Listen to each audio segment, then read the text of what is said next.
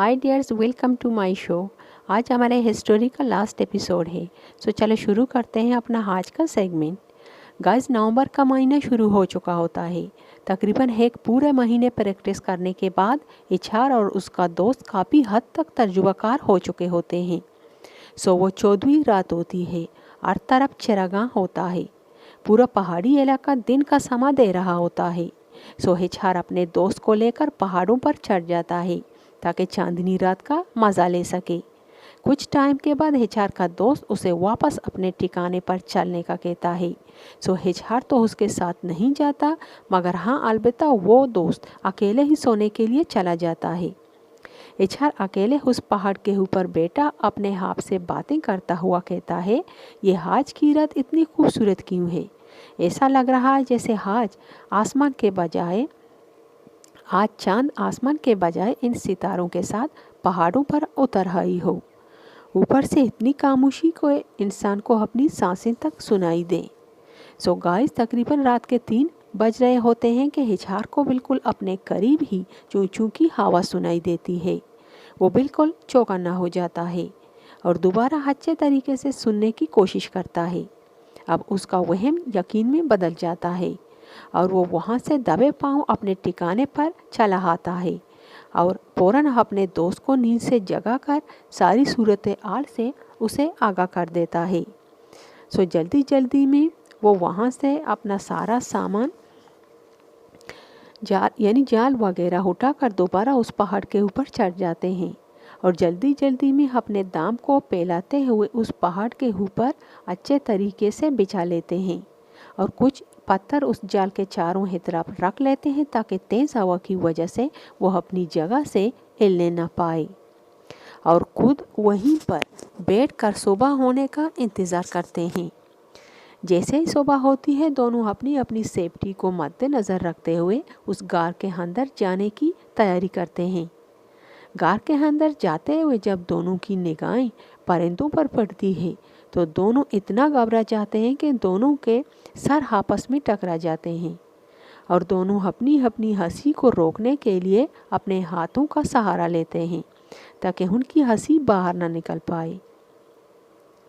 हिछार अपने दोस्त को वहीं पर बैठने का मशवरा देता है और खुद अकेले ही गार के अंदर चला जाता है। उस वक़्त सूरज की रोशनी अपने हुरूज पर होती है और गार के अंदर काफ़ी रोशनी होती है।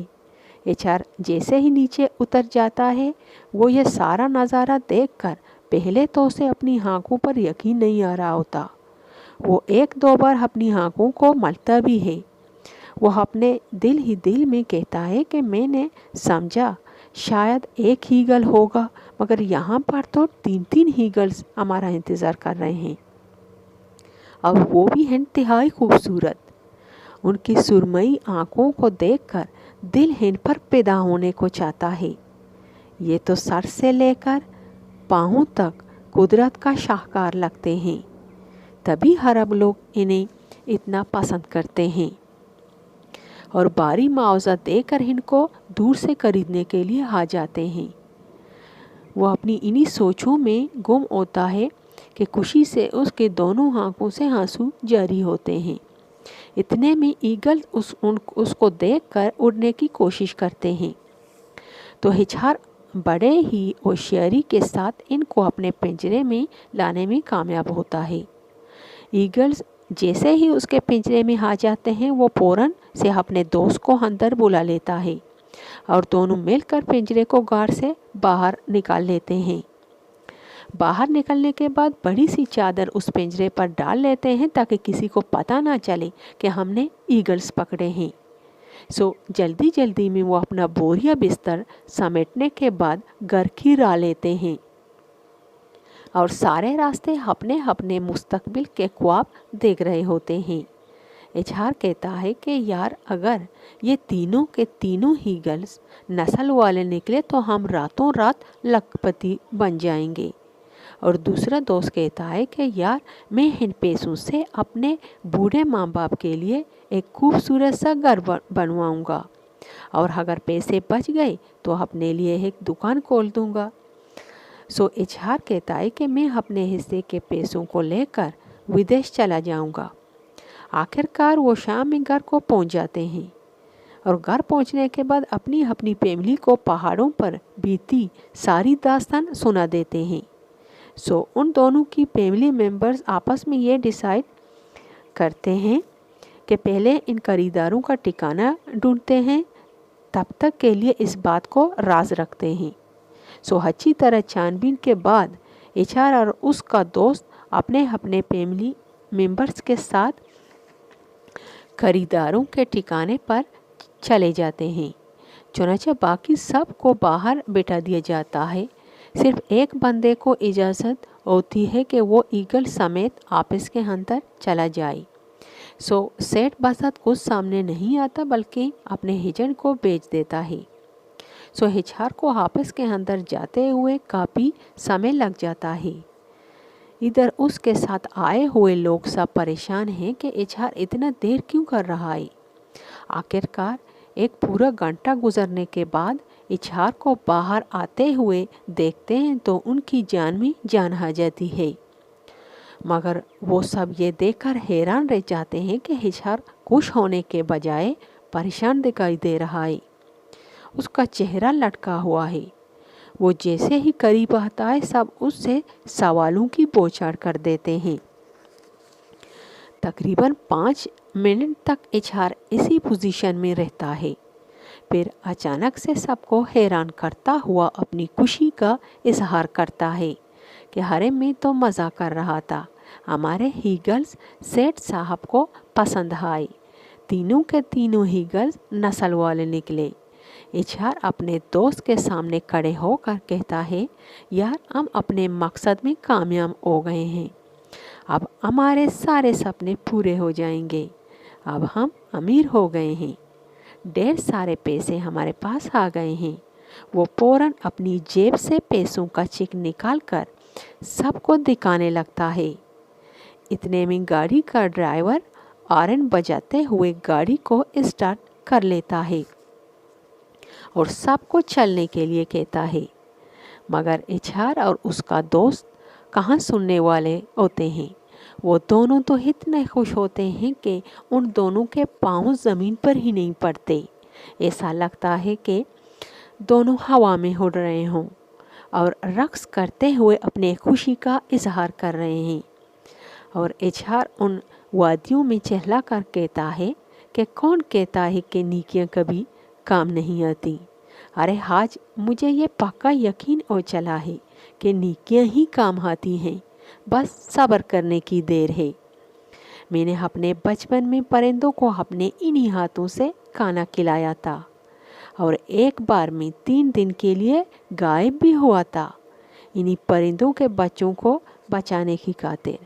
शायद इन्हीं अच्छाइयों का समर आज मेरे रब ने मुझे अता किया है। ये सब कुदरत का करिश्मा है, मेरी क्या मजाल। शुक्रिया मेरे अल्लाह, तेरा लाख लाख शुक्रिया। वो इतना एक्साइटेड होता है कि उसको खुद पता नहीं होता कि वो क्या बोले जा रहा है। सो काफ़ी रात होने वाली होती है। सब वहाँ से चले आते हैं और अपने अपने घरों को सोने के लिए चले जाते हैं। मगर एचआर को खुशी के मारे उस रात नींद नहीं आ रही होती।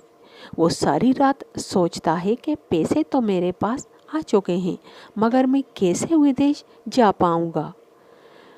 मुझे किस पर भरोसा करना चाहिए और किस पर नहीं। सुबह होने के बाद दोनों दोस्त शहर चले जाते हैं।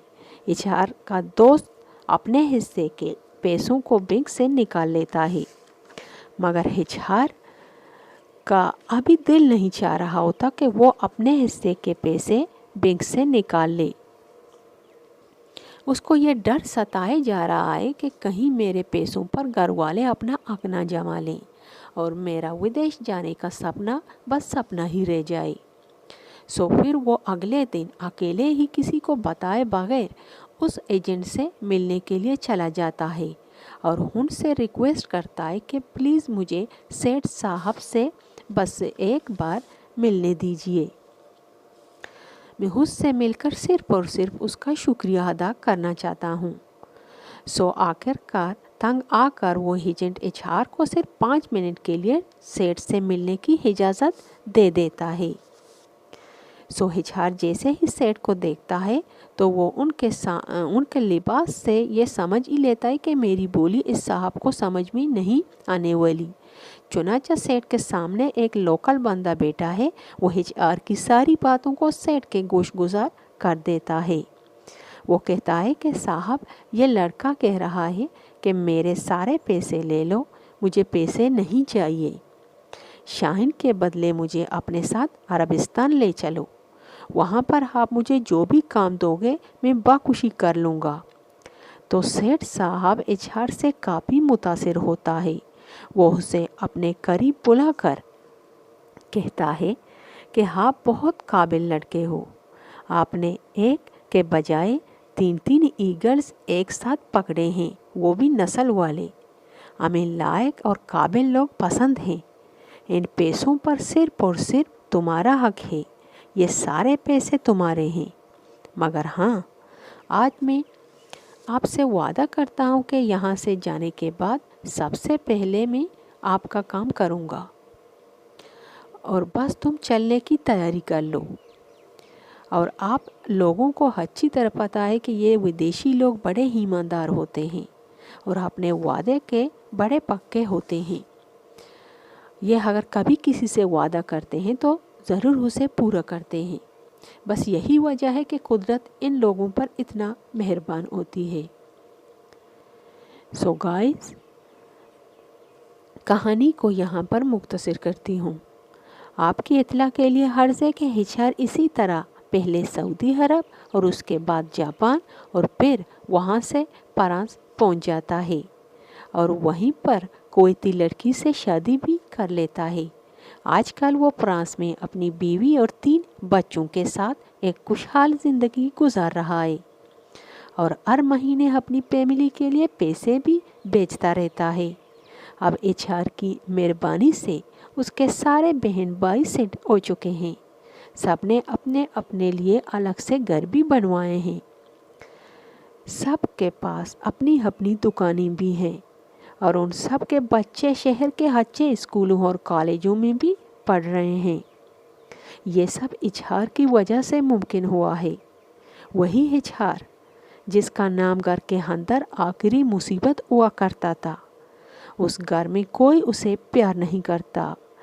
ये किसको पता था कि कल यही बच्चा बड़ा होकर पूरे खानदान का नाम रोशन करेगा। सो गाइस, ये थी एचआर की ज़िंदगी की असल कहानी। उम्मीद करती हूँ आप तमाम व्यूअर्स को पसंद आई होगी। अगर ऐसा है तो इस पूरी कहानी को अपने दोस्तों के साथ शेयर भी कीजिए और लाइक भी। बस इसके साथ मुझे इजाज़त दीजिए और हाँ, जाते जाते चैनल को सब्सक्राइब करना मत भूलें। इसी के साथ आपसे इजाज़त चाहती हूँ।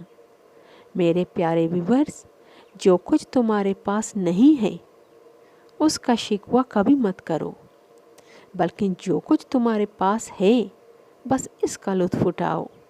Take care yourself and best of luck.